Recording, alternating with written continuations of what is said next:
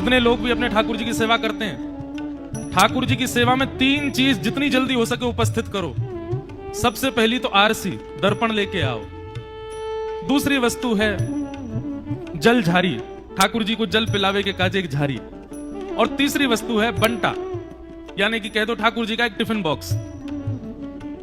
आपकी क्षमता, आपके लाल जी की इच्छा हो तो बढ़िया सुंदर चांदी की वस्तुएं रखो तीनों।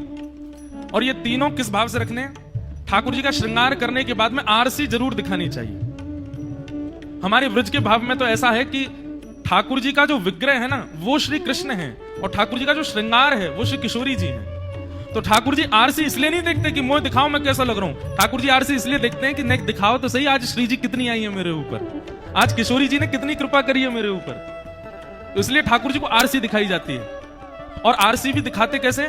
पहले ठाकुर जी को दिखाओ और फिर ठाकुर जी को दिखाने के बाद में आरसी दूर करके उस आरसी को अपनी ओर करके उसमें ठाकुर जी को ही देखो। तो उसका भाव ऐसा कि पहले ठाकुर जी को दिखाओ, फिर ठाकुर जी कहते हैं मोए तो मैं बढ़िया लग रहा हूं, तू देख के बता मैं कैसा लग रहा हूं। तो फिर अपनी ओर देख के ऐसे देखा जाता है, बोला हाँ बढ़िया लग रहे हो लाल जी, अच्छा ठीक है बढ़िया लग रहा हूं तो मेरी आरती कर दे, चलो मुंह नजर नहीं लग जाए कोई की। इस भाव से आरती करते हैं हमारे यहाँ। ठाकुर जी स्वयं कह रहे हैं मुंह कोई की नजर ना लग जाए, तू मेरी आरती कर दे।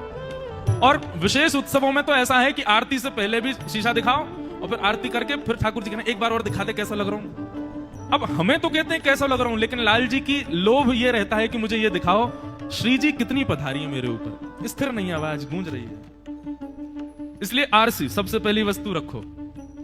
दूसरी रखो जल झारी। ठाकुर जी की जल की झारी निश्चित होनी चाहिए। भाई जैसे हमें प्यास लगे ऐसे ठाकुर जी को भी प्यास लगे। और जल झारी में जल भरते समय यमुना जी का आवाहन करो, हे यमुना मैया आप मेरे लाला की प्यास बुझाइयो, सदा या जारी जी में विराजो। और वैसे तो पुष्टि मार्ग के भाव से ऐसा है कि जल झारी जी को लाल कपड़े में ढक, मतलब यमुना जी है ना, बहू हैं तो उनको चुनरी उड़ा करके रखते हैं, तो जल झारी। और तीसरी वस्तु बंटा भोग।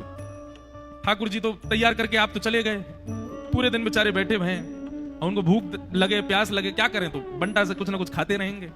इसलिए 3 सामग्री ठाकुर जी के संग सदैव रहनी चाहिए। छोटो सी आरसी रखो, एक झारी रखो और एक बंटा जी रखो। और जब कहीं सफर पर जाओ तो आरसी जी को श्री जी के भाव से रखना है, ये किशोरी जी हैं।